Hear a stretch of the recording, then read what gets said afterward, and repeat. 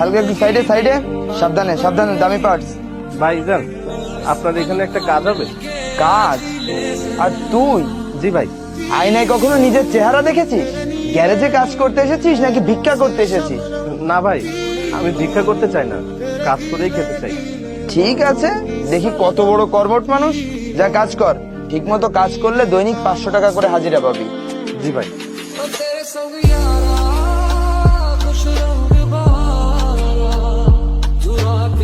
ভাইজান, আজকে টাকাটা দেবেন? কত টাকা? ভাইজান, আপনি 500 টাকার কথা বলেছিলেন না? 500 টাকা? এই তোর কাজের দাম 500 টাকা? হ্যাঁ, আপনিই তো বলেছিলেন। আমি তো অনেক কিছুই বলি। কিন্তু ভাইজান, আমি তো সারাদিন কাজ করেছি। এই নে 100 টাকা। 100 টাকা? বেশি মনে হলে ফেরত দিয়ে দে। কিন্তু ভাইজান, এটা তো অন্যায়। তুই আমাকে ন্যায় অন্যায় শেখাবি? আমি তো শুধু আমার পাওনাটা চেয়েছি। এই তোর মতো লোকের আবার পাও না? দেখ, তোকে যে টাকা দিয়েছি না, ওটা নিয়ে এখান থেকে যা, না হলে একটি টাকাও পাবি না। তোর মতো ভিখারির আবার ফোনও আছে? আরে ফোনটা রিসিভ কর। পরে কথা বলবো। দেখি কে ফোন করেছে। হ্যালো, এটা কি হিমেল স্যারের ফোন? কোন স্যার? আরে এটা একটা লেবারের ফোন। আপনি কে? আমি ফ্রিডম গ্যারেজের ম্যানেজার বলছি। ফোনটা দ্রুত হিমেল স্যারকে দিন। আরে আগে বলুন তো আপনি কে? আমি আলী গ্রুপের চেয়ারম্যানের পিএস। আজ রাতের বোর্ড মিটিং শুরু হবে। দেশের 5 জন শীর্ষ ব্যবসায়ী উপস্থিত থাকবে। সবাই হিমেল স্যারের জন্য অপেক্ষা করছেন। অলরেডি স্যারের লোকেশনে হেলিকপ্টার পাঠানো হয়েছে।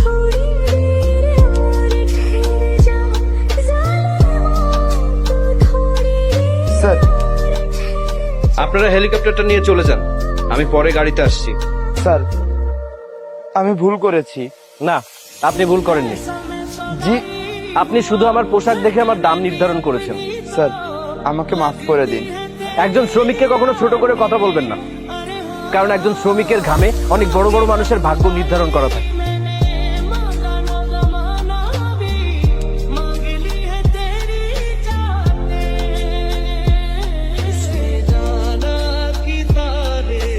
আরে লিজা, কোথায় যাচ্ছ? কে লিজা? আরে পুরনো পরিচিত, এখন গ্যারেজে কাজ করে। ও আচ্ছা, তাই বলো। দেখেই তো বোঝা যাচ্ছে অনেক কষ্টে আছে। জীবন সবাইকে সমান সুযোগ দেয় না। তো হিমেল, চাকরি কেমন যাচ্ছে? আলহামদুলিল্লাহ। তো মাসে বেতন কত? হিসাব করা হয়নি। মানে বেতন এতই কম যে বলতেই লজ্জা লাগছে।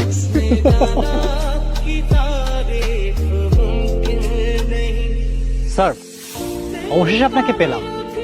আরে আমি তো বলেছিলাম আপনার সাথে পরে কথা বলবো। কিন্তু স্যার, সবাই তো আপনার জন্য অপেক্ষা করছে।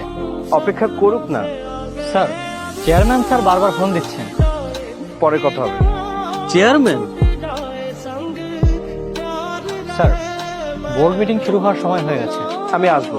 কিন্তু স্যার, বিদেশি অতিথিরাও এসে গেছে। আমি বলছি তো পরে আসবো। স্যার, অন্তত 5 মিনিটের জন্য। না বন্ধু, মনে হচ্ছে এখানে সিনেমার শুটিং চলছে। তাই তো দেখছি। স্যার, আপনার সিগনেচার ছাড়া ফাইলগুলো আটকে আছে। কাল দেখে নিব। কিন্তু স্যার, আর কোনো কথা নয়। ঠিক আছে স্যার। গাড়িটা নিয়ে যাও। স্যার, আপনাকে রেখে আমি পরে আসবো। জি স্যার। ও স্যার, আপনার ফোনটাও বন্ধ। জানি। স্যার, সবাই আপনাকে নিয়ে খুব চিন্তিত। নো প্রবলেম, আমি ভালো আছি। জি স্যার। ও মা, বিদেশি অতিথি, বোর্ড মিটিং, আবার নাকি ফাইল সাইন।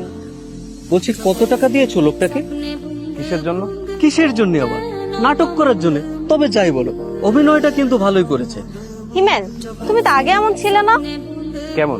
মিথ্যা বলে অন্তত নিজেকে বড় দেখানোর চেষ্টা করতে না। আমি তো কিছু বলিনি। তোমার বলার আবার কি দরকার? লোক দিয়ে তো বলিয়েই নিয়েছো। শোনো, গরিব হওয়াটা লজ্জার না, আমি জানি। কিন্তু গরিব হয়ে বড়লোক সাজার চেষ্টা করাটা লজ্জার। একদম ঠিক। গায়ে গ্যারেজের তেলের গন্ধ, আর কথাবার্তা যেন কোনো বড় কোম্পানির মালিক। শোনো, তোমাকে একটা উপদেশ দিই। দাও। মানুষকে মিথ্যা স্বপ্ন দেখিয়ে কখনো সম্মান পাওয়া যায় না। ঠিক বলেছ। অন্তত নিজের বাস্তবতাটা মেনে নাও। বাস্তবতা একদিন সবাই মেনে নেয়। কিছু বললে? কিছু না। আরে যাও যাও, তোমার বোর্ড মিটিং এর আবার দেরি হয়ে যাবে। আল্লাহ হাফেজ।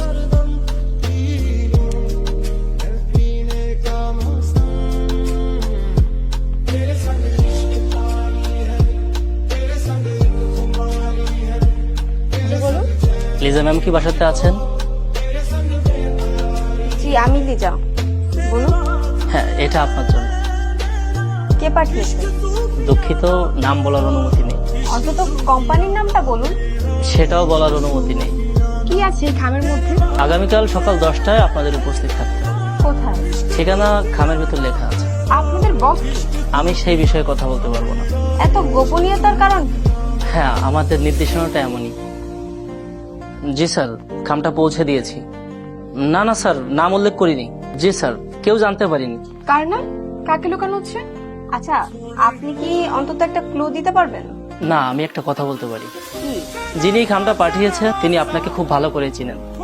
আমাকে চেনেন? জি। কিন্তু আমি তো তাকে চিনি না। হয়তো চিনেন, মানে সময় হলে বুঝতে পারবেন। এটা কি কোনো চাকরির ব্যাপার হতে পারে, নাকি বিয়ের প্রস্তাব? এটাও হতে পারে। আসল বিষয়টা কি? সরি, আমার বলার অনুমতি নেই। এই চলো চলো স্যার। ব্যাপারটা কেমন অদ্ভুত না? খুবই অদ্ভুত। কে হতে পারে? ভিতরে একটা সময় আর একটা জায়গার ঠিকানা দেওয়া আছে, আর একটা লাইন লেখা। কখনো কখনো মানুষকে চিনতে অনেক সময় লাগে, কিন্তু ভুল বুঝতে সময় লাগে না। কে হতে পারে?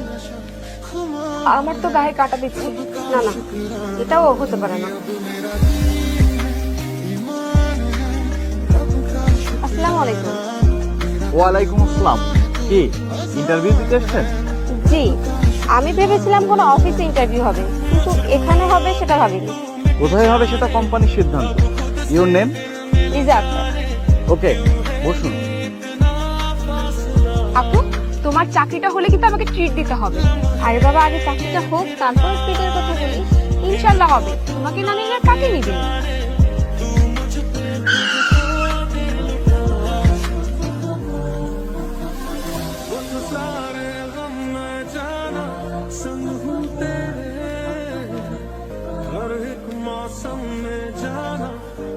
এই, আমাদের চেয়ারম্যান স্যার আসছেন, সবাই উঠে দাঁড়িয়ে ওনাকে সম্মান জানান।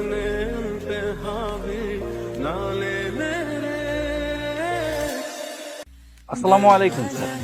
ওয়ালাইকুম আসসালাম। তুমি? আপু, এ তো তোমার বয়ফ্রেন্ড।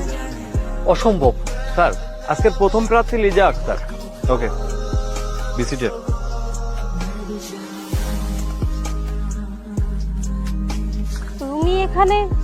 তুমি এখানে কি করছো? ইন্টারভিউ নিচ্ছি। মানে? জাস্ট ওয়েট, সবকিছু ক্লিয়ার হয়ে যাবে। পার্কে যে লোকটা তোমাকে স্যার বলছিল, সে কি এই কোম্পানির লোক? হতে পারে। তুমি সত্যটা বলনি কেন? তুমি কি শুনতে চেয়েছিলে? মানে? মানুষ যখন নিজে থেকে সিদ্ধান্ত নিয়ে ফেলে, তখন সত্য বললেও সে বিশ্বাস করে না। স্যার, ব্যাংক থেকে লোক এসে বসে আছে অফিসে, আপনার সাথে মিটিং করবে। অফিসে ওয়েট করতে বলো, আমি আসছি পরে। জি স্যার। সবাই তোমাকে স্যার বলছে কেন? এখনো কনফিউশন? ওকে, আলামিন।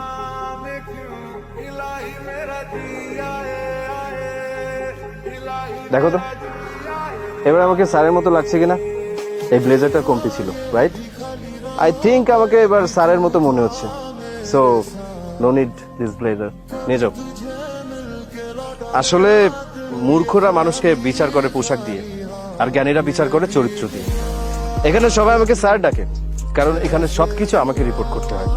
Got it? আমি কিছুই বুঝতে পারছি না। বুঝতে গেলে সময় দিতে হয়। স্যার, আমরা কি ইন্টারভিউ শুরু করতে পারি? Of course. Your name? Liza Akter. শিক্ষাগত যোগ্যতা ভালো। এই চাকরিটা কেন করতে চান? নিজের পায়ে দাঁড়ানোর জন্য। গুড। Next question. একটা বাঘ হরিণের পিছনে ছুটছিল ক্ষুধা নিবারণের জন্য, আর হরিণটা ছুটছিল তার প্রাণে বাঁচার জন্য। আপনি কার পক্ষে, বাঘের নাকি হরিণের? হরিণের। কারণ ও বাঁচতে চায়। আর বাঘ? ওরও তো বাঁচতে হবে। তাহলে দুজনেই নিজের জায়গা থেকে ঠিক। এক্স্যাক্টলি। জীবনে আমরা সবসময় এক পক্ষের কথা শুনে অন্য পক্ষকে দোষী মনে করি, বাট আমরা আসল সত্যটা জানার চেষ্টা করি না। কংগ্রাচুলেশনস, মানে? You are selected. সত্যি? ইয়া। তোমার সাথে এত কিছু করার পরেও তুমি আমার সাথে এত ভালো ব্যবহার করছো কেন? কারণ মানুষের ব্যবহারে আমার চরিত্রের উপরে কোনো প্রভাব পড়ে না। কিন্তু আমি তো তোমাকে অনেক কষ্ট দিয়েছি। কষ্ট তো মানুষ আপনজনের কাছ থেকে পায়। আমি তোমাকে ভুল বুঝেছিলাম। ভুল সবাই করে, কিন্তু কষ্টটা তখনই লাগে যখন সে সত্যটা জানার চেষ্টা করে না। তুমি নিজের পরিচয় লুকিয়েছিলে কেন? কারণ আমি মানুষের আসল রূপটা দেখতে চেয়েছিলাম। নাম শুনে যে মানুষকে সম্মান দেয়, সে মানুষকে আসলে সম্মান দেয় না, সে তার অবস্থানকে সম্মান দেয়। আমি খুবই লজ্জিত। লজ্জা পেও না, কারণ শুধু তুমি একা না। গত 1 মাসে আমি মানুষের রূপ দেখেছি। মানুষের পকেটে টাকা থাকলে সবাই তাকে সম্মান করে, সবাই তার খোঁজ নেয়, কিন্তু পকেটে টাকা না থাকলে কেউ মনেও রাখে না। তুমি কি আমাকে ক্ষমা করতে পারবে? অনেক আগে করে দিয়েছি, কারণ রাগ ধরে রাখলে নিজেরই ক্ষতি হয়। স্যার, একটা কথা বলতে পারি? শিওর। আমাকে চিনতে পেরেছেন? হ্যাঁ, চিনেছি। সেদিন আমিও আপনাকে অপমান করেছিলাম, বলেছিলাম নিজের অবস্থান বুঝে স্বপ্ন দেখবেন। মনে আছে? আমি বলেছিলাম আমার আপুর আশেপাশে ঘোরাফেরা করবেন না। হ্যাঁ, সেটাও মনে আছে। আমি ভেবেছিলাম আপনি একজন ব্যর্থ মানুষ, সাধারণ মানুষ হওয়া তো কোনো অপরাধ নয়। কিন্তু আমরা তো আপনাকে ছোট করে দেখেছিলাম। তোমরা আমাকে না, তোমরা অ্যাকচুয়ালি আমার পোশাক দেখে আমাকে বিচার করেছিলে। স্যার, আমাকে ক্ষমা করবেন। ক্ষমা তো অনেক আগেই করে দিয়েছি। একটা কথা কি জানো, ক্ষমা করতে গেলে শক্তির প্রয়োজন হয়, আর প্রতিশোধ নিতে গেলে রাগের। স্যার, আজ বুঝতে পারছি মানুষকে দেখে বিচার করাটা কত বড় ভুল। একটা কথা মনে রাখবে, প্রকৃত শিক্ষা হলো খালি পকেটে থাকা একজন মানুষকে সম্মান করা। কারণ টাকা আজ আছে কাল নেই, বাট ক্যারেক্টার মানে চরিত্র যদি ঠিক থাকে তাহলে মানুষ সব হারিয়েও সম্মান পায়। আজীবন মনে রাখবো স্যার। তুমি এত বড় লোক হয়ে ছদ্মবেশ নিয়েছিলে কেন? আমি মানুষের আসল রূপ দেখতে চেয়েছিলাম, মানুষকে চিনতে চেয়েছিলাম। ছোটবেলা থেকে বাবার টাকা পয়সায় বড় হয়েছি, টাকা পয়সার কখনো কোনো মূল্য করিনি। আমি জানতাম টাকা দিলে সবই পাওয়া যায়, কিন্তু বাবা আমাকে বলতেন, মানুষকে চিনতে চাইলে নিজের পরিচয় লুকিয়ে বের হয়ে যায়, তখন বুঝবি কে তোর আর কে তোর টাকার। আমি বাবার কথা বিশ্বাস করিনি, কিন্তু একদিন বাবার সাথে আমার তর্ক হয়। তখন বাবার সবাই আমাকে ভালোবাসে। তোকে না, তোর অবস্থানকে ভালোবাসে। তোমার 1 মাস নিজের পরিচয় থেকে লুকিয়ে থাক, তারপর এসে বলিস তুই ঠিক ছিলি না, আমি ঠিক ছিলাম। ঠিক আছে, আমি রাজি। 1 মাস নিজের পরিচয় লুকিয়ে রাখলাম।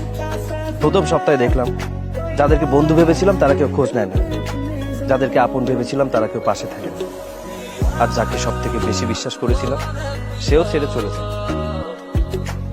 তখন বুঝলাম যারা এতদিন আমার পাশে ছিল তারা কেউ হিমেলের পাশে ছিল না, ছিল হিমেলের টাকার পাশে।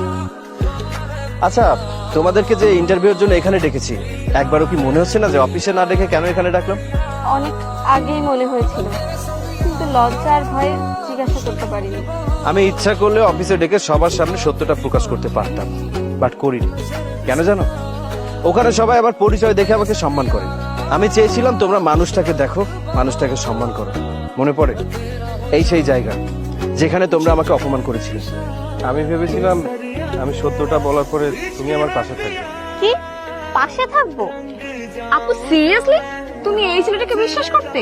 আরে আমি তো ভেবেছিলাম বড়লোক পরিবারের কোন একটা ছেলে, আর এখন দেখো। আমি মিথ্যা বলেছি এটা ঠিক, কিন্তু তোমার প্রতি আমার ভালোবাসাটা সত্যি ছিল। ভালোবাসা? আপু, ও ভালোবাসার কথা বলছে। এখনকার যুগে ভালোবাসা বলতে কিছু হয়? আর তুমি আমাকে হারালে না, তুমি এমন একটা মানুষকে হারালে যে তোমাকে সত্যিকারের ভালোবাসে। আর তুমিও এমন একটা মেয়েকে হারালে যাকে তুমি কোনোদিনও পেতে না। আমি চেয়েছি এই জায়গাতে তোমাদের সামনে সত্যটা প্রকাশ পাক, যাতে সবাই বুঝতে পারে সম্মান পদবীর জন্য নয়, সম্মান মানুষের জন্য হওয়া উচিত।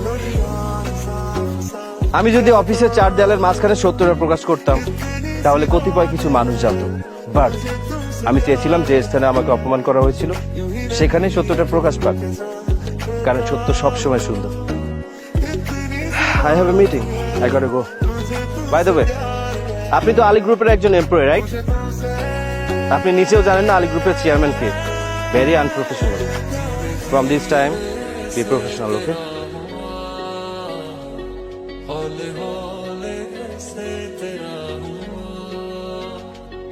रफ्तार